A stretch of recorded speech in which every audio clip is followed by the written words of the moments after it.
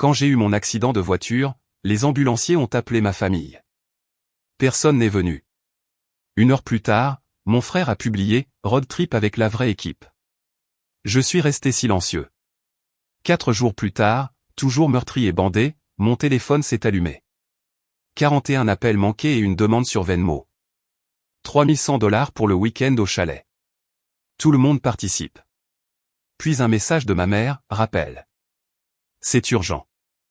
On ne peut pas arranger ça sans toi. Je me suis mis en colère, et le jour où j'ai eu mon accident de voiture a été le jour où j'ai enfin vu ma famille pour ce qu'elle était vraiment. Je n'avais même pas prévu de prendre la route ce matin-là. J'étais censé rentrer de Denver en avion après une conférence client de 3 jours, mais Luc m'a appelé la veille au soir pour me demander si je pouvais lui envoyer de l'argent pour un week-end en chalet qu'il voulait faire avec nos sœurs et quelques amis. Il a fait passer ça pour une urgence, quelque chose à propos de devoir réserver avant minuit ou de perdre l'offre. Il n'avait pas assez sur sa carte. Il a dit que je serais remboursé d'ici lundi. Je n'ai même pas hésité. Je lui ai dit que je couvrirais les frais, encore une fois. C'est comme ça que ça fonctionnait avec ma famille. Ils appelaient. Je répondais, toujours. Le problème, c'est que l'argent que j'ai envoyé me laissait juste à court pour un vol le lendemain. Alors, j'ai pensé que je rentrerais en voiture pendant la nuit à la place. Je n'ai dit cette partie à personne. À quoi bon? Il ne demandait jamais vraiment de détails sur ma vie de toute façon. J'ai quitté Denver vers minuit. Les autoroutes étaient glissantes à cause d'une légère neige qui avait fondu plus tôt puis regelé. À environ 40 minutes de la maison, j'ai heurté une plaque de verglas près d'un virage. Et c'était tout. Un semi-remorque devant moi a perdu le contrôle, s'est mis en portefeuille sur la route. J'ai essayé de freiner, j'ai viré trop fort à gauche. Les roues ont perdu leur adhérence. J'ai tourné, heurté la glissière de sécurité, puis je me suis retourné. L'airbag m'a probablement sauvé, mais j'ai eu l'impression que mes entrailles avaient été écrasées. Je me souviens du goût métallique dans ma bouche. Mes oreilles bourdonnaient, les ambulanciers me sortaient par le côté passager. Ils ont coupé ma veste. J'ai demandé si le chauffeur du camion allait bien, mais je ne me souviens pas de leur réponse. Tout est devenu flou. Je me suis évanoui. Quand je me suis réveillé, j'étais dans un lit d'hôpital, des tubes dans le bras, des côtes cassées, un poignet fracturé, un bras recousu, tout le côté droit de mon corps avait l'impression d'avoir été passé à tabac. L'infirmière m'a dit que j'avais de la chance. Elle a dit que je serais probablement gardé en observation quelques jours de plus. J'ai demandé si quelqu'un était venu. Elle a vérifié le dossier. Elle a dit que les ambulanciers avaient appelé tous mes contacts d'urgence sur les lieux. Des messages avaient été laissés. Pourtant, personne n'était venu. J'ai attendu. J'ai fixé le plafond pendant des heures, vérifiant mon téléphone toutes les quelques minutes. Batterie à 12%. Pas de SMS, pas d'appel manqué. Puis, vers 9h30, mon frère a publié sur Instagram une photo de lui, de mes sœurs Aaron et Michel, et de mes parents entassés dans le SUV, brandissant des boissons énergisantes et souriant comme s'ils allaient à Coachella. La légende disait « Road trip avec la vraie équipe ». Ça avait été publié moins d'1 heure après mon accident. Je l'ai lu 3 fois, vérifiant l'horodatage, pensant que ça avait peut-être été publié plus tôt et que ça venait de s'actualiser. Ce n'était pas le cas. Ils savaient. Ils savaient que j'avais eu un accident. Ils savaient où j'étais et ils sont partis quand même. Ils ont fait leurs valises et ont pris la route comme si je n'existais pas. Et c'est là que quelque chose en moi a changé. Pas avec des feux d'artifice, pas avec de la rage, juste un claquement. Comme une corde trop tendue qui finit par céder. Pendant des années, j'avais été celui qui maintenait tout ensemble. J'étais le filet de sécurité, l'aide, le gars qui payait les locations de plage familiales, les manuels universitaires, les soins dentaires d'urgence. J'envoyais de l'argent pour les factures une semaine et je couvrais des vacances la suivante. Ils disaient toujours merci, mais ne demandaient jamais comment j'allais. Je ne m'y attendais même plus. Je continuais simplement à donner. Et quand j'ai eu besoin de quelqu'un, pas pour de l'argent, pas pour de l'aide, juste pour être là, ils n'y étaient pas. Ils ont choisi un week-end en chalet plutôt que leur frère dans un lit d'hôpital. Je suis resté silencieux. Je n'ai pas répondu à la publication. Je n'ai envoyé de message à personne. Je suis simplement resté là, dans ce lit, meurtri et bandé, laissant les choses se décanter. Je pensais que peut-être, juste peut-être, quelqu'un me contacterait plus tard. Ils ne l'ont pas fait. Pas ce jour-là, pas le suivant, pas avant 4 jours plus tard, quand mon téléphone s'est allumé avec 41 appels manqués et une demande Venmo de $3100 intitulée « Week-end au chalet ». Tout le monde participe. Et juste en dessous, un message de ma mère, rappel. C'est urgent. On ne peut pas arranger ça sans toi. C'est à ce moment-là que j'ai cessé d'être leur filet de sécurité. Et je n'ai pas regardé en arrière depuis. Je n'ai pas répondu. Ni à la demande Venmo, ni aux appels, et certainement pas au message de ma mère qui disait « Rappel. C'est urgent. On ne peut pas arranger ça sans toi. » Je fixais simplement mon téléphone, toujours allongé dans le lit d'hôpital, les côtes bandées. Ce message a provoqué un déclic dans mon cerveau, mais pas de la manière dont elle l'entendait probablement. J'ai réalisé qu'elle n'appelait pas parce qu'il m'était arrivé quelque chose. Elle appelait parce que quelque chose avait mal tourné pour eux. Ils avaient de nouveaux besoins de moi. Et ça, c'était urgent. Mon accident, le fait que j'étais seul aux urgences pendant des jours, ça ne comptait pas. Quand ils m'ont finalement laissé sortir le lendemain, je boitais encore. Ils m'ont demandé si j'avais quelqu'un pour venir me chercher. J'ai dit non. Je n'ai même pas fait semblant de vérifier. J'ai commandé un VTC et j'ai laissé le chauffeur parler pendant tout le trajet pendant que je ne disais rien. Je regardais par la fenêtre et laissais le silence s'étirer. Mon appartement semblait différent quand je suis entré, comme un endroit que je n'avais pas vraiment vu depuis des années. C'était propre, calme, tout exactement là où je l'avais laissé. Je me suis assis sur le canapé et j'ai fixé le mur pendant 10 minutes, portant toujours mon bracelet d'hôpital. Je pouvais sentir chaque ecchymose, chaque côte fêlée. Et pourtant, la seule chose qui faisait vraiment mal, c'était le silence des personnes que j'avais passé ma vie à protéger. J'ai mieux dormi cette nuit-là que je ne l'avais fait depuis des années. Le lendemain matin, j'ai fait une liste. Pas une liste dramatique et vengeresse, juste une liste simple et honnête. Colonne de gauche, chaque paiement mensuel que je fais pour quelqu'un de ma famille. Les médicaments de ma mère. La moitié de l'hypothèque de mon père. Le prêt étudiant d'Aaron. Le leasing de la voiture de Michel. La dette de carte de crédit temporaire de Luc que je couvrais depuis 19 mois. Les abonnements, les adhésions à la salle de sport, les factures de services publics, Netflix, tout. J'ai additionné le tout. $2780 par mois. Et ce n'était que les dépenses récurrentes. Colonne de droite, les noms des personnes qui avaient pris de mes nouvelles pendant mon séjour à l'hôpital. 3 noms. Ma grand-mère, qui appelait tous les soirs depuis qu'elle l'avait appris. Mon oncle Case, qui a proposé de traverser l'État pour venir me chercher si j'avais besoin d'aide. Et Brian, un collègue à qui je parlais à peine en dehors des réunions, qui m'a envoyé un message vocal disant que si j'avais besoin de nourriture, il en ferait livrer. Sans poser de questions. Personne d'autre. Ni ma mère, ni mon père, ni mes sœurs, ni Luc. Je suis resté assis avec la liste pendant un moment. Puis j'ai ouvert mon application bancaire et j'ai commencé à tout annuler, un par un. J'ai coupé tous les virements automatiques. Je les ai désabonnés de tout ce qu'ils ne payaient pas. Je me suis retiré des forfaits familiaux partagés. J'ai mis fin au câble chez mes parents, annulé le pass de gym de Michel, débranché la facture d'électricité que Luc avait commodément oubliée à mon nom. Je n'ai envoyé aucun message. Pas d'avertissement, pas de drame. Cet après-midi-là, Luc m'a de nouveau envoyé un message. Il a dit que le voyage au chalet avait un peu dépassé le budget et que j'avais probablement manqué la demande Venmo. Il a ajouté un emoji qui rit, comme si c'était une blague entre nous. Il a dit qu'il apprécierait le paiement bientôt, juste pour que tout le monde soit quitte. Je l'ai laissé en « lu ». Plus tard, Michel a appelé. Je l'ai ignoré. Puis Aaron, puis ma mère, mon père. 10 appels manqués avant le dîner. Le lendemain matin, ma mère m'a de nouveau envoyé un texto. Qu'est-ce qui se passe? Tu sais, on a toujours été là les uns pour les autres. J'ai fixé le message et j'ai ressenti quelque chose que je ne m'étais pas autorisé à ressentir depuis longtemps. De la clarté. Il le croyait. Il le croyait vraiment. Il pensait que tout cela avait été équitable. Que le fait que j'éteigne constamment des incendies pendant qu'il dansait à travers la vie était juste de l'aide familiale. Que le fait que je vide mes économies pour les garder à l'aise était ce que les grands frères, les fils, les oncles étaient censés faire. Mais j'ai enfin compris quelque chose auquel ils n'avaient jamais eu à penser.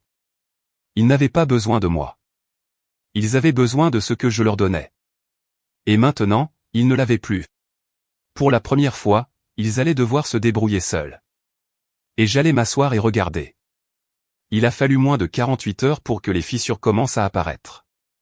Luc a été le premier à craquer.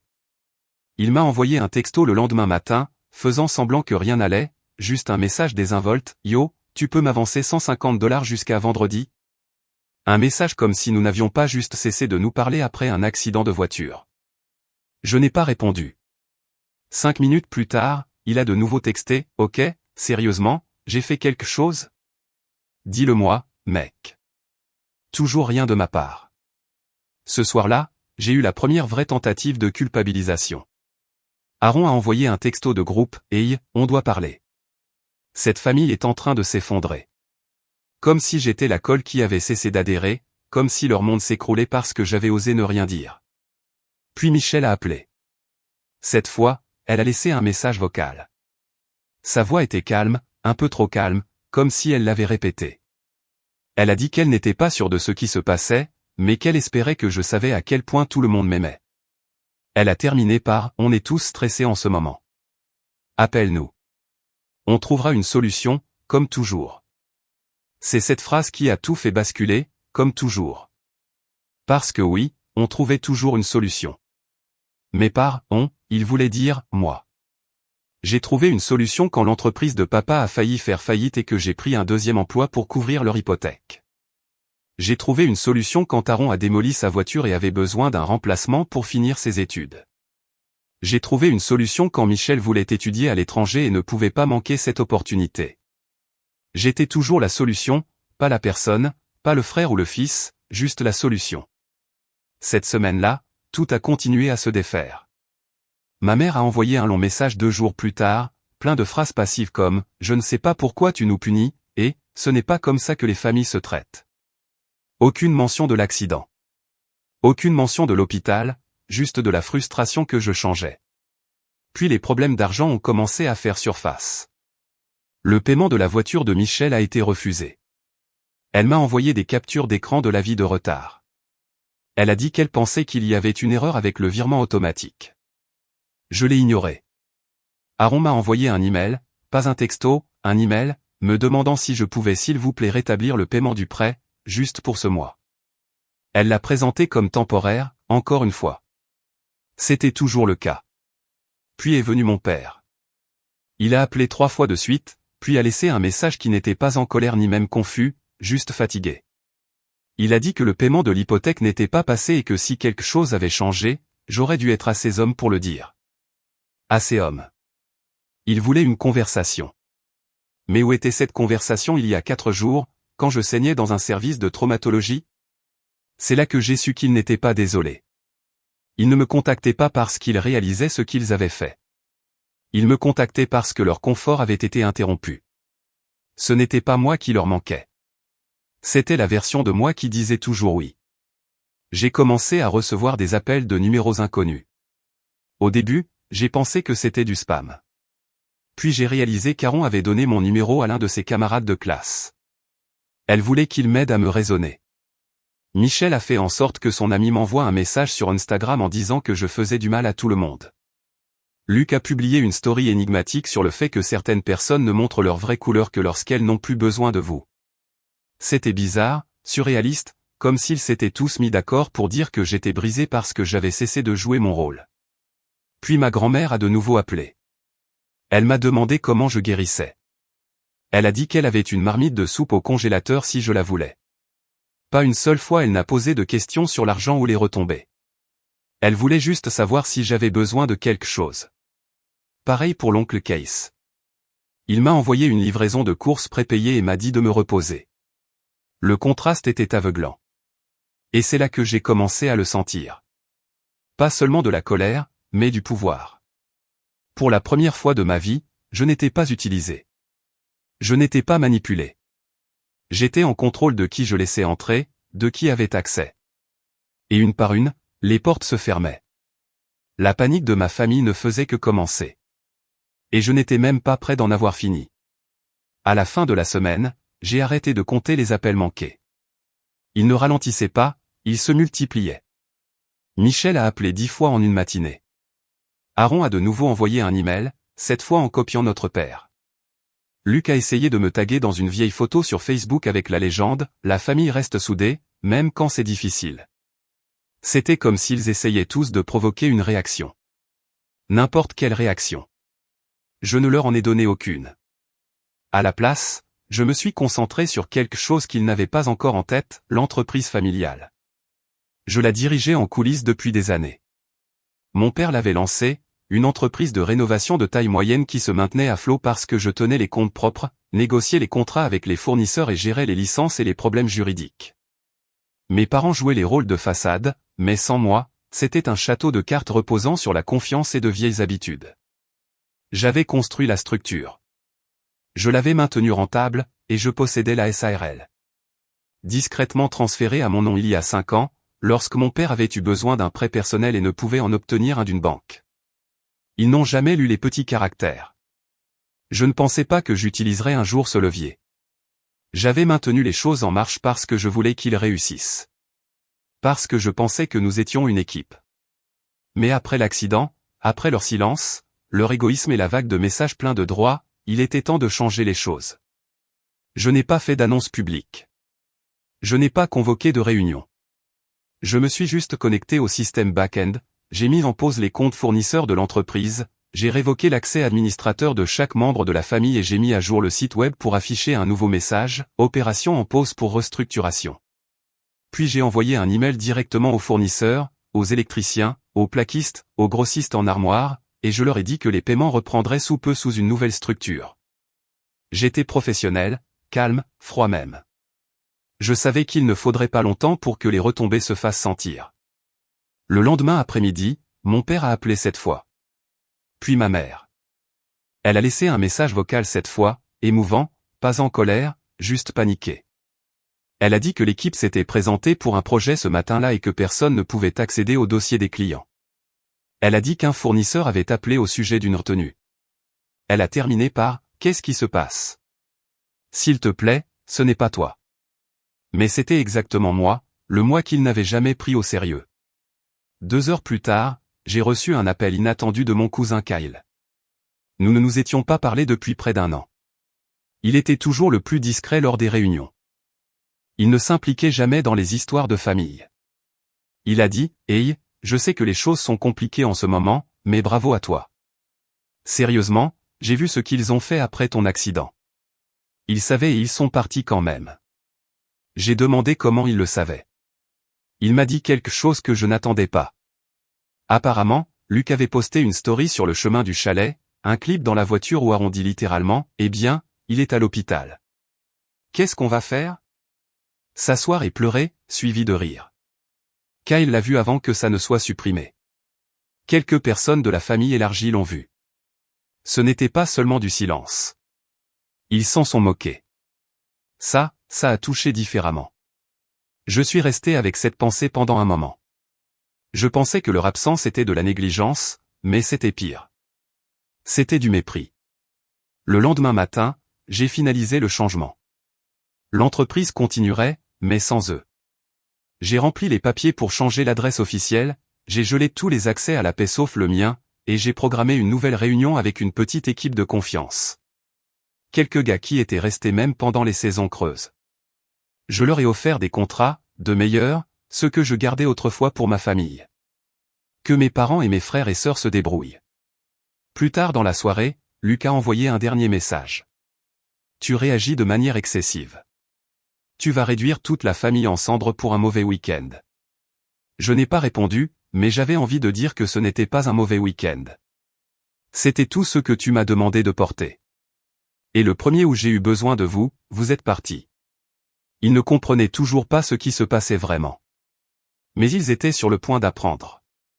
Et pas parce que je voulais me venger, mais parce que pour une fois, ils allaient sentir ce que cela signifiait de se tenir debout seul, ou de tomber. Les retombées sont arrivées rapidement, mais pas bruyamment. C'était comme un dénouement silencieux qui devenait plus désordonné à chaque heure. Je n'avais pas prévu de prendre de leurs nouvelles, mais les mises à jour continuaient de me parvenir. des entrepreneurs avec qui je travaillais depuis des années me transféraient des messages frénétiques de mon père. Son ton était changeant.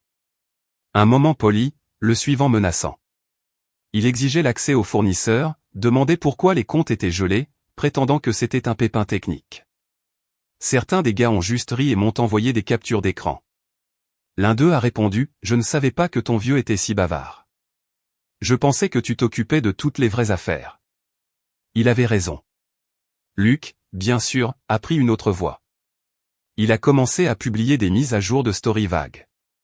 L'une montrait la camionnette de l'entreprise garée au bord de l'allée avec la légende « Quand tu donnes toute ta vie à quelque chose juste pour te faire poignarder dans le dos. » Comme si je ne l'avais pas gardé employé pendant au moins 5 de ses phases de burn-out professionnel. Le dernier emploi qu'il a eu avant de travailler pour l'entreprise familiale a duré 6 semaines. Et je l'avais aidé à l'obtenir, celui-là aussi. Puis Aaron m'a de nouveau envoyé un message. Elle a essayé d'y aller en douceur, a dit qu'elle savait que les choses étaient bizarres, mais espérait que je pourrais avancer ses frais de scolarité juste une dernière fois, qu'elle parlerait à maman et que tout le monde était prêt à s'excuser. Elle a même ajouté, on était juste dépassés pendant le voyage. Personne ne savait à quel point ton accident était grave. Je n'ai pas répondu parce que je l'avais entendu le dire en vidéo. Je n'avais dit à personne que j'avais vu le clip mentionné par Kyle, celui que Luc avait brièvement posté pendant leur trajet vers le chalet où Aaron riait littéralement et disait, eh bien, il est à l'hôpital. Qu'est-ce qu'on va faire? S'asseoir et pleurer? Je l'ai retrouvé sauvegardé dans un enregistrement d'écran que quelqu'un d'autre avait fait. Il a circulé brièvement dans notre conversation de famille élargie avant d'être retiré. Ils ont plaisanté, se sont moqués, puis sont partis sans une seconde pensée. Je n'en ai pas dit un mot, mais c'était là, dans un coin de ma tête, chaque fois que je regardais un nouveau message prétendant se soucier. Puis quelque chose d'inattendu s'est produit. Ma mère s'est présentée, seule. Elle n'a pas appelé à l'avance, elle a juste sonné à l'interphone de mon immeuble vers 20h. Je l'ai vue sur la caméra de sécurité, debout là, tenant ce qui ressemblait à une boîte de conserve et l'un de ses sacs de course souples remplis de ce que je supposais être des repas congelés. Elle se tenait comme elle le faisait à la fin des réunions parents-professeurs. Silencieuse, incertaine de l'humeur dans laquelle elle allait entrer. J'ai hésité à ne pas répondre. J'étais fatigué. Mes côtes me faisaient encore mal, mais la curiosité l'a emporté. Je l'ai fait entrer. Elle n'a rien dit tout de suite. Elle a juste posé le sac sur le comptoir comme elle l'avait fait 1000 fois auparavant. Puis finalement, je ne suis pas venu pour te convaincre de quoi que ce soit. Je ne voulais juste pas que ton congélateur soit vide. Nous sommes restés en silence. Puis elle a demandé, vas-tu nous laisser derrière pour de bon? J'ai dit, je l'ai déjà fait. Vous ne l'avez juste pas remarqué. Elle n'a pas pleuré, n'a pas argumenté.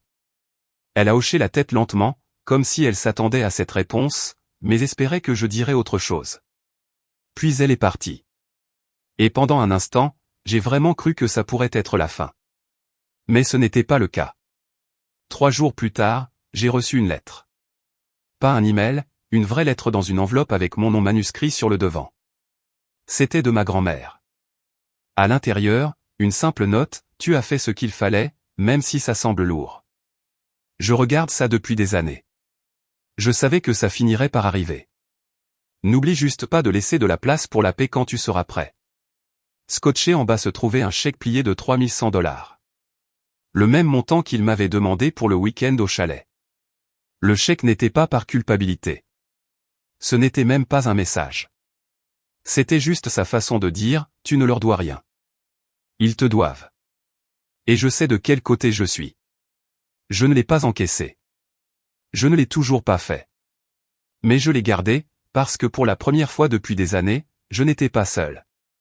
Et ça comptait plus que tout. À la 3e semaine, le bruit s'est arrêté. Les textos qui arrivaient tous les matins, les appels manqués, les messages vocaux frénétiques, les excuses à moitié sincères, tout a simplement disparu. Au début, j'ai pensé que c'était peut-être une pause, l'un de ces silences basés sur la culpabilité qui précède une nouvelle vague de manipulation. Mais ce n'était pas le cas. C'était une reddition. Ils avaient enfin compris. Je ne reviendrai pas. Il n'y avait aucune version de cette histoire où je retournais à la même place dans la structure familiale.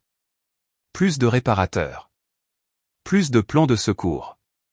Plus de travail émotionnel non rémunéré emballé comme de l'amour.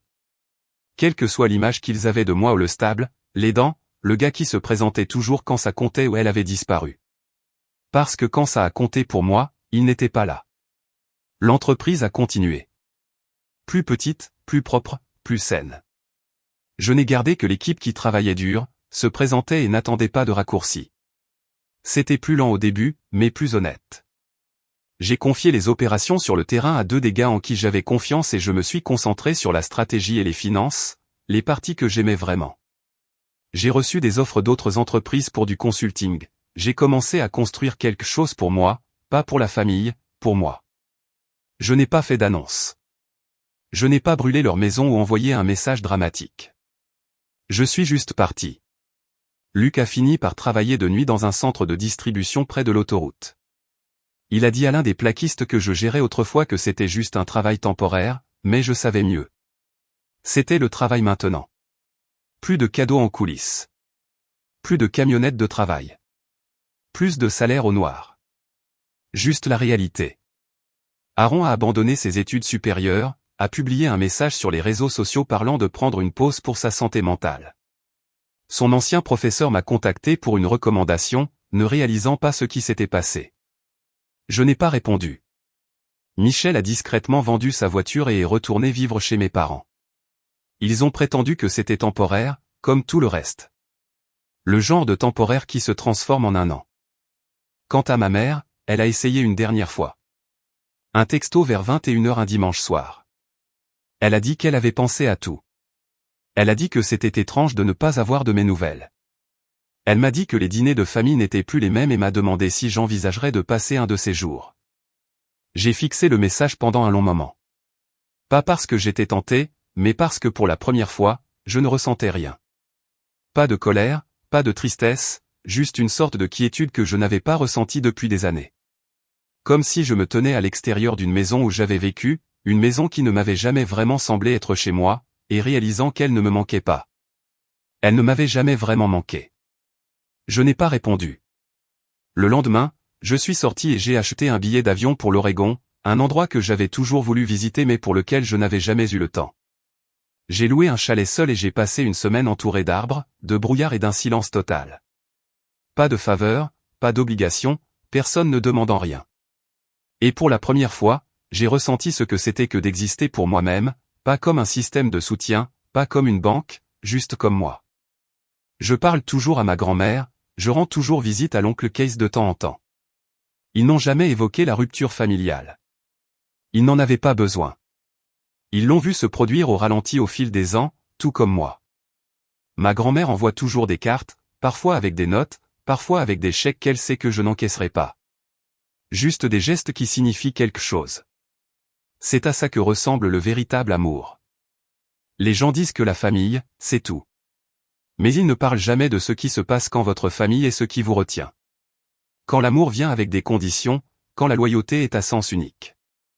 J'ai dû avoir un accident, littéralement, pour enfin le voir. Et je ne suis plus en colère. Je n'attends pas d'excuses. Je n'espère pas de changement. Ils ont leur vie. J'ai la mienne.